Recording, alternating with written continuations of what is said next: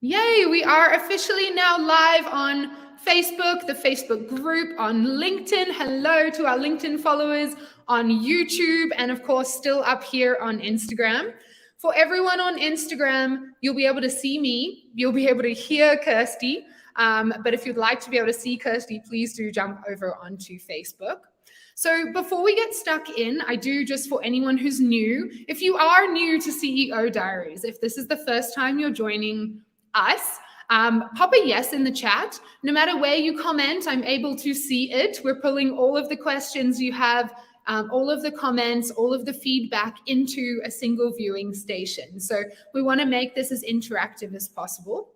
If you don't know what CEO Diaries is, it is a regular live session with me. I am CEO of Future Females, and it is intended to take you behind the gloss of what a launch looks like. All of you, I'm sure by this point now, know that we are working up to a massive new launch for Future Females, and that is our new platform that we've been custom building behind the scenes since December 2021. And while what you're seeing probably on Instagram and our other channels is a lot of excited content, and Kirstie will be going through that. That's mostly thanks to our lovely Kirst. That's not the reality often of what's happening behind the scenes. Someone was saying to me the other day, I always have this cool, calm composure, but surely underneath it, we're like pedaling like crazy under the water. And that is the reality of many days in my life and Kirstie's. And I think for all of you who are entrepreneurs, probably a valid explanation of the days in your life too. So that's why I want to go live in this session, so that we peel back that lid, we take you behind the Instagrammable content and share with you really what is going on. Today in particular, we're going to share what goes into a rebrand. So what are some of the decisions? What are some of the things that have been working? What is the process that we've gone through to rebrand? And what are still some of the things that are coming up? So if you are branding your company for the first time, or you've branded and it's just like not feeling aligned for you, and you know something needs to change, and I've been there, or you literally are thinking now is the time to rebrand, then I hope you'll take some learnings away from the session. I'm going to introduce Kirstie in just a second, but just so you know the agenda, Kirstie and I are just going to have a conversation really about our rebrand and keep it as real as possible as we would typically have our one-on-one. This is going to replace that. We have a prize that all of you can win, our viewers. So every CEO Diaries, we are asking for your comments, your questions, your input. I can already see Lauren and Flora and Bianca and Mariska and Tanya also rejoining us, our winner from last time, already commenting. At the end of CEO Diaries in this session, we will pick the best comment or the most avid commenter to win a piece of Future Females merch. And you get to choose what that is. So if you would like a t-shirt, great. If you're more about a matching pink tracksuit or a water bottle, you can choose what it is and we will send it right out to you.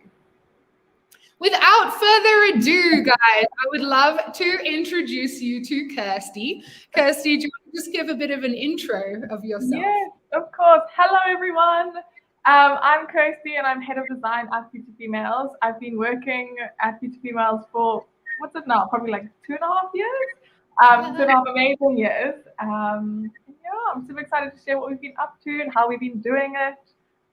Yay, me too. So everyone on Instagram, if you want to see Kirst, just to repeat this, jump over onto Facebook. Otherwise, I hope you can at least hear her responses as we go through. Hey. So guys, we're going to be talking about the rebrand that came out as part of the process of us working towards this new platform launch. And so I think, Kirst, the first thing that I just want to discuss is why. We had many conversations about whether we should rebrand or not. And even when we look back at our old branding, I still quite like it, but we ended up deciding that yes, it is the right time to do it. So do you want to just share part of your thought process around that? Yeah, I mean, rebranding, it's it's nerve-wracking because you've got a massive audience and you've got all your customers who are so used to your current brand, and I think a lot of people don't like change. So it is a scary decision to be made. But I think we just, especially the entire world coming out of a massive lockdown, coming out of what we were in, and we just thought now is the time, just based off of that, to show the change that we're going through. We wanted to represent the product that we are now putting out there, this massive Future Females platform, and we really wanted to embody that growth and that leveling up. And I think this was the perfect time to rebrand if we were going to. And we just really wanted to represent that change and that growth that we were going through. Yeah. Absolutely. And I think one of the things we discussed as well was also just needing a change of energy, and not just for the community, but also for our team. And I think for me, this is one of the really big positive outcomes that has come from it. I know even when I look at our branding, and obviously it's filtered from what the community is seeing into like our internal working documents, and starting presentations on a completely new look and feel, I think has really leveled up the team into our new way of thinking as well. And I know we love the old branding, but I think especially working with it so closely all the time, every single day, I was just not getting that energy that I think we were supposed to be putting out there and representing. It was just a bit dull, especially in comparison to what we have now. So it wasn't giving me that excitement that I wanted Future Females to embody. So which is what we get now. So I'm super excited. And I remember how many times you would send me screenshots of like other female empowerment initiatives using our exact color. And you're like, this is the Future Females color. And I think we just thought, firstly, amazing, because obviously it's resonating, and not everyone copied us. It's a natural choice to go for kind of a lighter pink and beige if you are female empowerment. But I think it also really gave us the opportunity to say, we're future females, so we want to be ahead and always on the front foot. So why not now? Yeah. So Kirst, maybe now you want to just share, after we decided like, yes, we're rebranding, what were some of the first steps for you to, I guess, start ideating what the new look and feel could be? Well, I mean, even if it was not a rebrand, even if it's your branding from the get-go, my first thing is always just looking at your vision, your values, your mission, and that's like always your starting point. And for us, we weren't changing, our values weren't changing, our mission wasn't changing. So the next step is then looking at what we're building, and is the customer base going to be the same, looking into what our customer research is a massive, massive part of branding. They're the ones who are going to be looking at what you're putting out there. They're the ones going to be that you want to attract. So massive part was the customer journey with us, and how what has been working and what we want to change. So looking at how they resonate with what we're finally putting out there. And then of course, looking at competitors and seeing what they're doing. Of course, because we're changing up and leveling up our product, our competitors then change and we add more. And so yeah, looking at what they're doing, what people are liking, what our new customers or our current customers are going to relate to of theirs, and how we're going to adapt that and make it our own. Yeah. And Kirstie, I'm seeing loads of good questions. Just firstly, for everyone on Instagram, yes, you can only see me, but you're hearing Kirstie. Join us on Facebook if you want to join the conversation with both of us. I'm loving this question from Bianca over on LinkedIn. I'll just pop it up on the screen for everyone to see. How do you ensure your rebranding is going to be positively received and not received with frustration? And Bianca, I think, your question resonates with me, because I had many sleepless nights being like, is this the right choice? Looking back at the old branding and being like, but it's actually still really nice. What if people don't like this? And I think that's where what Kirstie is sharing, the customer research, really needs to come in. So Kirstie, what were some of the things that you asked for feedback on before making like the final branding decision?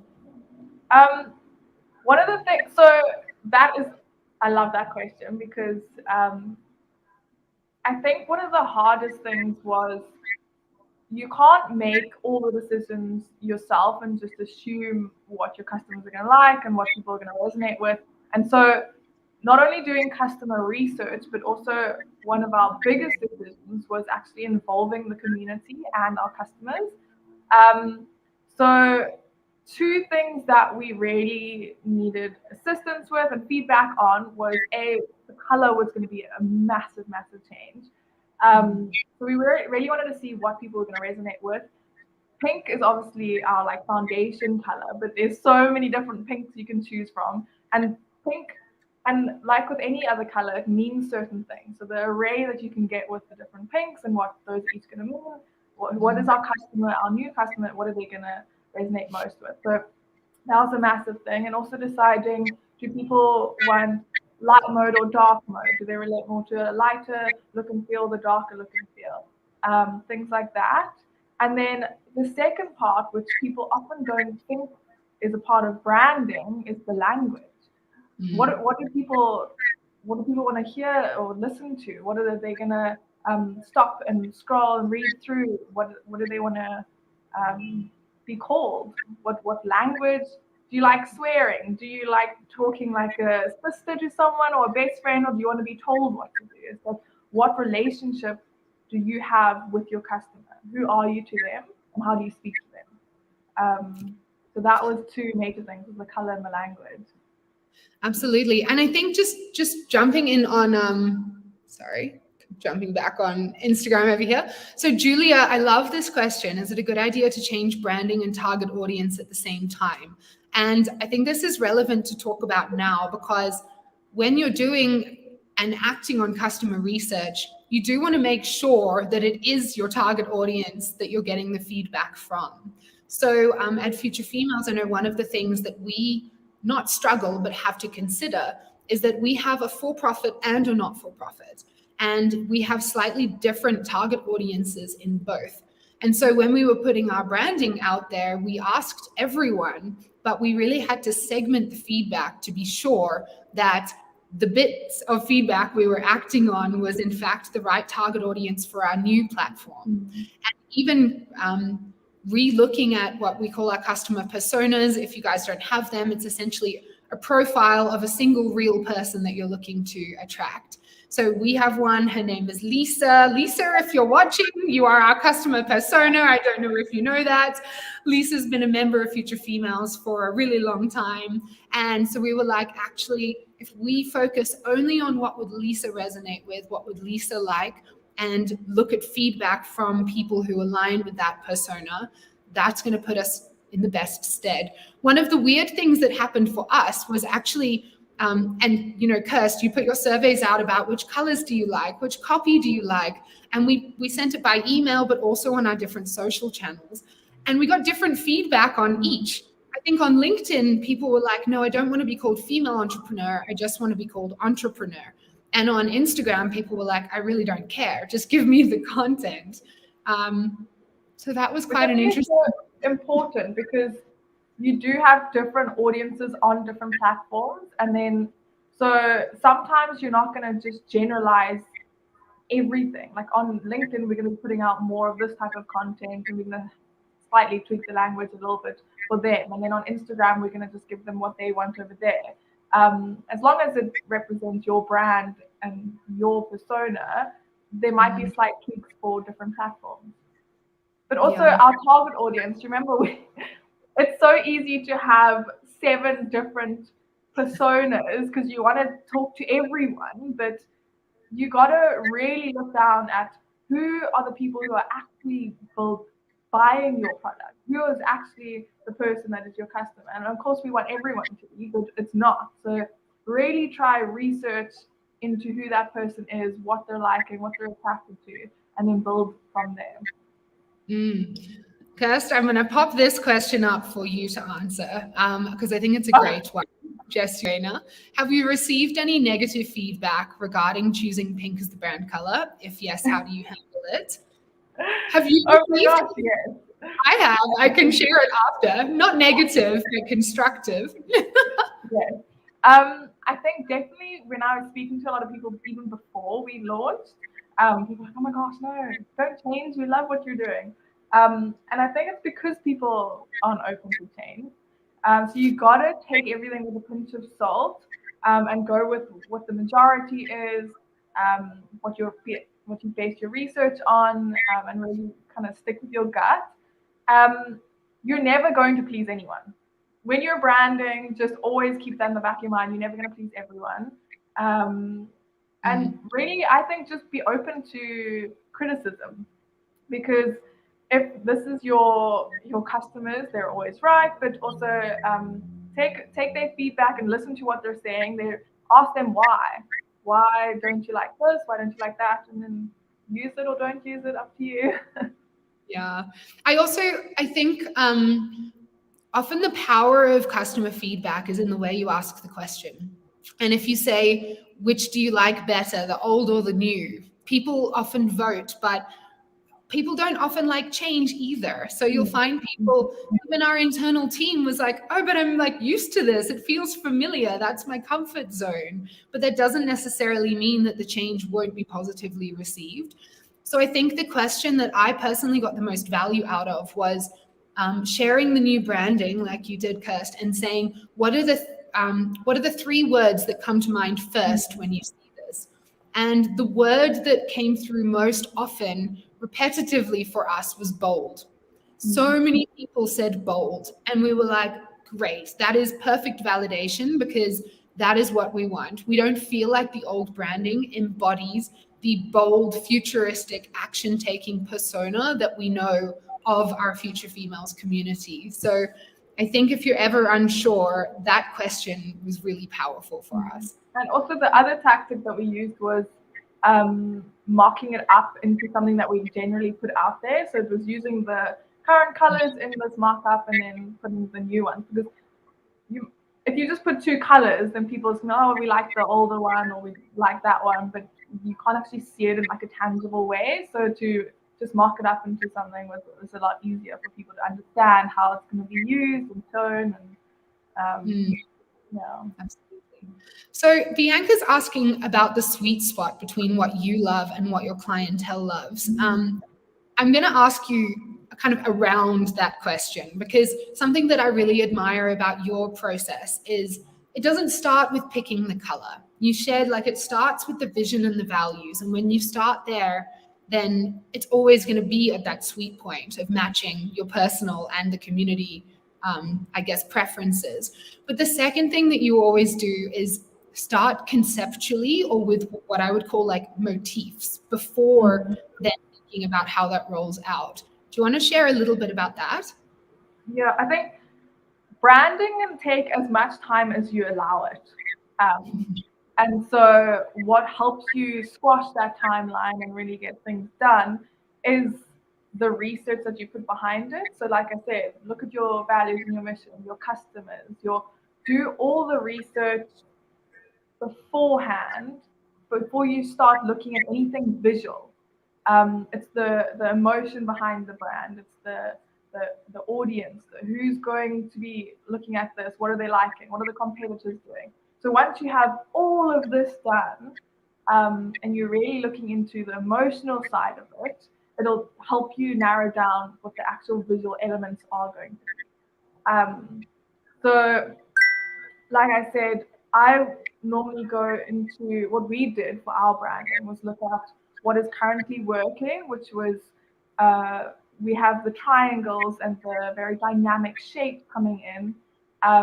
But what I wanted to try and embody was that we're now leveling up. We're breaking the glass ceiling, as it were. And as an entrepreneur, we not only, that's just not our single title. We might be a mom. We might be have multiple businesses. We're into health and wellness as well. So there's a lot more space and depth to us as women, as female entrepreneurs. And so that was something that I really wanted to get out there. And so how do I embody this? And it was looking at spatial difference and movement. And then that was where the idea came from. The concept of breaking the glass ceiling was bringing in glass elements and blurred out elements to show shape, to show depth, and to show movement and represent that female entrepreneur. So it was bringing in those new elements. It was really that decision was then so much easier because it was based on all of the research that we've done before. So again, do all the admin and the research, and then it'll help you make the decisions on the colors, on the shapes and things. And of course, you're going to have to like your brand and the colors that you've chosen, but you'll like it if it makes sense, which it will because you've done all the research. And so it can't only be based on what you like. You've got to, like you say, find that sweet spot. It'll be easier to justify it with all the research done. Yeah.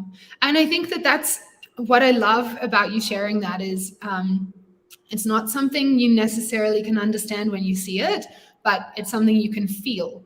And having, bootstrapped many businesses where I've done my own branding, you can come up with something that looks nice enough and that resonates. But I think it is the energy that you can encapsulate when you go through this holistic branding process, from like the vision to the concept through the motifs and the shapes, and then only the color and the copy that follows. So I love that you're sharing that. There's quite a few questions, guys. I'm sorry that I'm not putting all of them to Kirstie as we go through, because there are quite a lot. I think I love this question from Bianca, which is, should you just rip the Band-Aid and just do a complete rebrand, or should it be done gradually? So maybe this is a nice segue into, once we had decided, like, yes, we're rebranding, this is the new motif, these are the new colors and copy, how do we actually roll it out and take people along the journey? So this was really fun because we had involved people in some of the decisions, and so people kind of had an idea of what we were going to be doing. And so it was a gradual drop and an introduction to what we were doing. But then we still wanted to create that hype and excitement, and to kind of say, like, look, you were involved. Let's see what we're going to be putting together. So we built up a little campaign of something big is coming, and we did it across all of our socials, and we slowly drop fed the little bits, and then we did like a big drop. So it's super fun to, again, involve your customer audience along the way, get them excited. I think just builds hype and makes them more exciting. Yeah. And also, I think that firstly, if you haven't seen our new branding, you can see it on all of our channels now and in the new platform. And we did, if I can use your terminology, Bianca, we did rip the Band-Aid. We were like, there's going to be one day where everything Future Females is rebranded. From that day, no one can use the old branding. And we made that decision because of consistency, and also because, as Kirstie said, we were teasing, and then we wanted to relaunch like the brand with a bang. And you don't get the bang if you've still got some areas where the old branding is still coming through. So that was an important decision for us. Guys, if you haven't seen it, and if you're not on our wait list yet, like we launched the rebrand at the same time as launching the waitlist for our new platform. So you can click through in the caption on any of these platforms, go through to our waitlist landing page where you can obviously see the branding, but you'll also see like little snapshots of what it's going to look like inside the platform. And it looks insane. I'm so excited. And that's when you know you've done it well, Kirstie. I know for me, as soon as I've made something, I'm like, oh, I don't like it anymore. So I think you're right once it's out there and you still love it.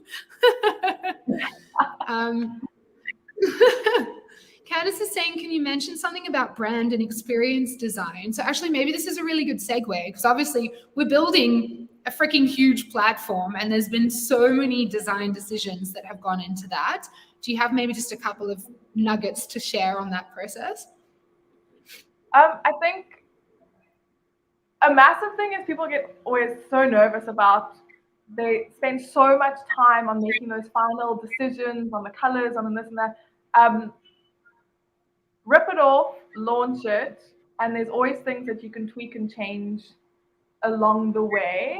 And it's the same with the platform. Like it's insane and it looks amazing, but there's things that we can tweak and change along the way. So don't get too stuck up on it. I think also, I'd say just launch. Yeah. And I also, if I can share for us as well, that there's a bit of a difference, or not a difference in the consistency of branding, but a difference in the approach between designing marketing collateral, which we want to be super vibrant and fun and in your face and catching attention when you're scrolling in the feed, and then an actual platform that we want you to log into every day, where if we were like up in your grill, you probably would be like, this is a little bit overwhelming.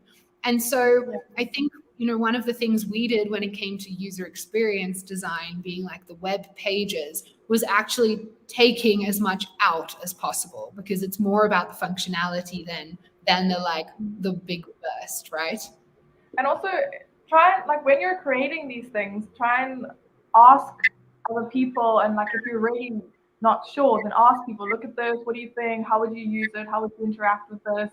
If it's anything from when you look at, for example, Instagram, how do people come onto your feed? What is it going to look like when they're looking at through it scrolling? How is it going to look and feel? When you're on the platform, what mindset are people going to be in at that time? Would they want to have something really busy, or do they want to just relax and get to the content?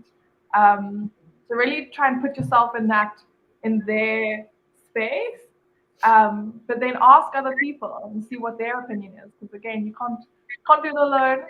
You got to do it with everyone else. So use your resources and ask. Absolutely. And I see Loida and a couple of other people asking questions in kind of the same vein, which is like, how do you make a decision if there's differences of opinions? And I think firstly, the opinion that matters most is the person who's going to buy the product, even over your own. Serena and I, my co-founder, we're very different people. We have very different personal preferences. But in a way that actually helped us, because then it wasn't what one of us likes over the other. It was, what does the customer say? And also, what do they say, and does that align? Back to that question, like, how does this make you feel? Does this make you feel inspired, or does it make you feel intimidated? And depending on the response to that, you'll know, like, this is right for our brand or it's not. So I think that's how I would start thinking to remedy differences of opinion or feedback, is just to ask. And that's why that research part of it is so important. It's not just those visual markings. You got to do the research on both the visual side and the emotional side. Absolutely. And then you can make those decisions on that. Yeah, this is a great question. I'm going to pop it up. What has been the biggest indicator for you guys that the new branding has worked? I think probably just the community feedback has been so amazing and so validating. But I think that's where we probably get most of our indicators from, is just the community. Yeah. And then also a couple of things, like practically on metrics. One thing to look at is your engagement rate on your social channels. Often when you change anything, there'll be a bit of a dip rather than a massive uptick. But it's something to track. So on Instagram, for example, you can literally track your engagement rate daily. So we could look at historically for the old branding. The day we launched it, we had really great engagement because we were building a lot of hype. But what you want to look at is after that, does it pick back up to the level that it was or past it? So our engagement rate has been really positive on our main social channels. And then the other thing that we actually did during testing, but are still doing. Yeah. Sorry, can you hear me okay? I was about to mention that, but yeah. Were you going to mention the ads or the social? Yeah, the ads. Oh, cool. Go for it. Oh, no. So again, if you guys are trying to make decisions on certain things, what we did was, let's just put it out there and see what data we can get back. So we tested 2 different colors, we tested 2 different looks, different imagery. One was like a really powerful woman in their power suit looking all cool. And another one was like a super relaxed, sitting at home or something, I can't remember what it was, on their laptop, just relaxed doing their thing. And we tested the 2 different looks and the 2 different images. And so that's a nice way to get data back But like Lauren said, people aren't used to that look. So again, take it with a pinch of salt. But it's a nice way to get data and information back and try and help you with your decisions. Yeah, exactly. And I think do as much. I see, someone saying, what if it shows it doesn't work? Would you go back?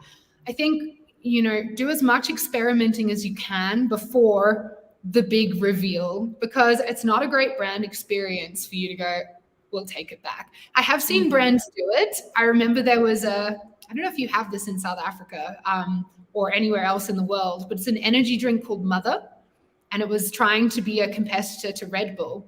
Anyway, they released their new product and it was disgusting. It was so bad.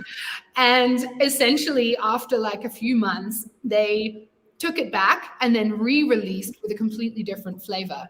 But then they made such a good joke of it. They were like, tastes way better than the old Mother, because they knew how bad their first one was. So I think if you're very clever, there's a way to unravel and relaunch. But ideally, experiment for as long as you need to get a clear result. And so we had done a lot of these different ads, as Kirstie said. Do you like power suits or jeans? Do you like charcoal background or white? Do you like hot pink or pastel? And put a really small budget on for each ad and just used like Facebook analytics to look at impressions and engagement rate. It also, the benefit of doing it through paid ads is that you can target really specifically who sees the ads. So if you were like, I don't know if my right target audience is following me on Instagram. So even if you put up a poll and got the results, you'd be like, yeah, but who said that? Like, are they the people who are going to buy from me or not? With a paid ad, you can get really granular. So we were able to see, like, for women in our, well, we don't really have a target age group. Everyone is welcome at Future Females, but in our, most penetrated countries and cities, what do people think? And are there differences between them? And then make a decision. So Mariska, our market research was at least a couple of months, I would say. We were ideas. You probably remember better than me though.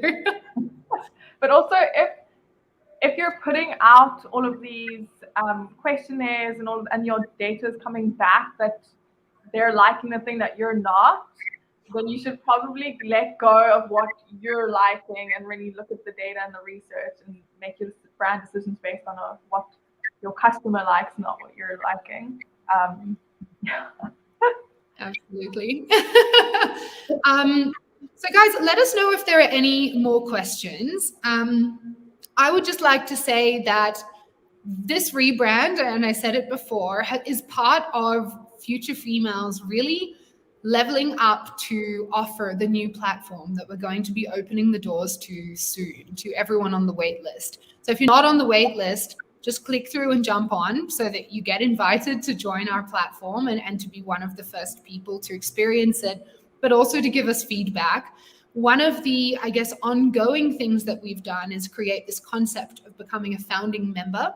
So people who are already on the wait list have the opportunity to be invited to become a founding member, meaning first access, a discount on access, but also importantly for us, you'll join if I can call it like a VIP, a private community inside the platform where we will be asking you for your feedback. So some of you might be like, no thanks, but others, we really appreciate the two-way communication like we're having now and to be able to co-create with you. Because like we've said, every decision is not based on our opinion, it's based on your feedback. So you'll see that for those of you who are on the wait list, that is something that we're introducing and will be running right now, obviously outside of the platform, but from when we open the doors in a private fixed community where you'll give us feedback on brand features, strategy, new launches, campaign ideas, all of those fun things. And this platform is built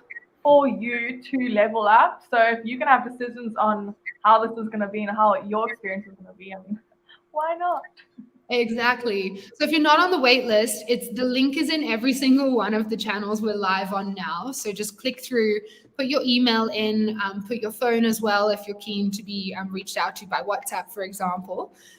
You have to be on the wait list to get access. This is not it's not a fake wait list. It's because we want to control the number of people that we bring in first so that we can iterate based on your feedback. So got to be on it to be in it, if I can say it like that. Maybe that's our new branding slogan. Got to be on it to be in it. This is one of Kirstie's most hated things. 11 p.m., a long voice note from me. I've just thought of a new branding slogan. She's like, just doesn't reply when she doesn't like the idea. Oh my god. I love our way of working. I mean, we were talking about skydiving earlier, so who knows, that might be coming up. I definitely think it should. Cool. So I'm going to pick the prize winner in just a minute. The prize is going to someone who's been asking questions and commenting a lot, and I'm just going to check in on who that is. While I'm doing that, I think we can maybe just take one more question. We have spent quite a lot of time on the visual brand and less on the brand voice. Do you want to just answer that one? Sorry, the internet cut out there. I didn't hear the last question. Oh, sorry. Just talking about the brand voice. And I think, I mean, we did answer it a little bit earlier.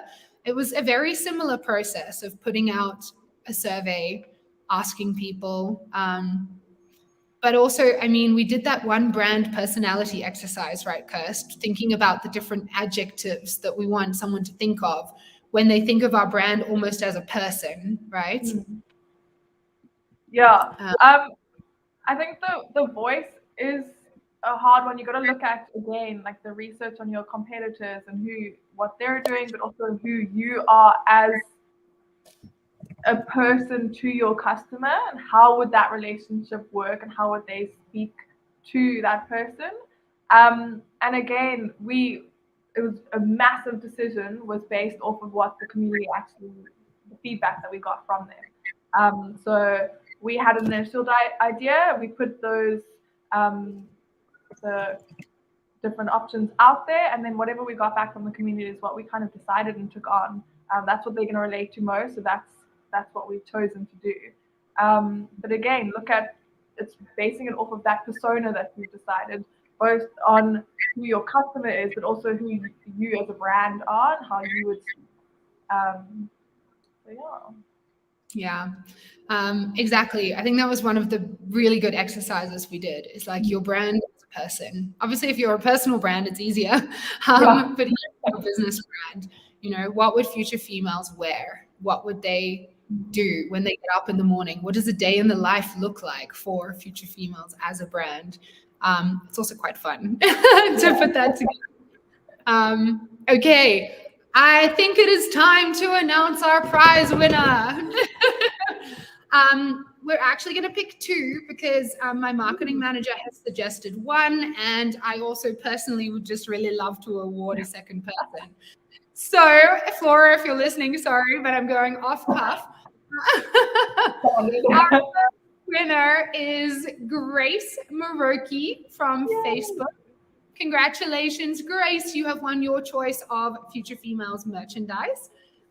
You can please just send us your email and we will organize to send your choice out to you. And then our second winner is Bianca Chetty from LinkedIn. Yay! Thank you both. It's honestly so nice. I remember when I started out in this business and in coaching, I would have so many lives when no one joined. And if that's your position right now, I was actually coaching my course creators this morning on this exact topic and how to keep going. But it is way more fun when people are on the other side of the screen. So thank you guys for joining us again and for interacting, for sharing, and for asking such good questions as well, so we can share even more value to everyone in the community. So there are prize winners. I want to say a massive thank you to Kirstie for coming on and sharing her knowledge and processes with all of you. Guys, if you haven't seen Kirstie's handiwork, you can go to any channel. You're currently on one of our channels, so we hope you absolutely love it. If you're not on the wait list for our platform, jump on, because being on it is where you will get informed of sessions like this, where we're aiming to add even greater value to you guys as entrepreneurs. And you'll get access to the platform only if you're on the wait list from day one. So please jump on. And then I'll just quickly let you know what next week's CEO Diaries topic is going to be. So every Wednesday, I join you live on every channel that we're on now at the same time. So hopefully it's very easy for you to remember. We also send a reminder by email if you're on the list. And next week, we are joined by Flora, and Flora is our marketing director. Flora started at Future Females very close to when we launched as our intern and has grown up to be now director of marketing operations, basically the engine running the day-to-day behind the scenes of what you're seeing rolled out across all of our channels. So not a small job, and obviously a lot of moving pieces. So Flora's going to jump on here with me while we talk about essentially launch operations and also time management. So hopefully you're excited by that topic, because I am. So yay, thank you so much, Kirst. Appreciate your time. Thanks, everyone. Thanks, everyone. See you next week. Bye.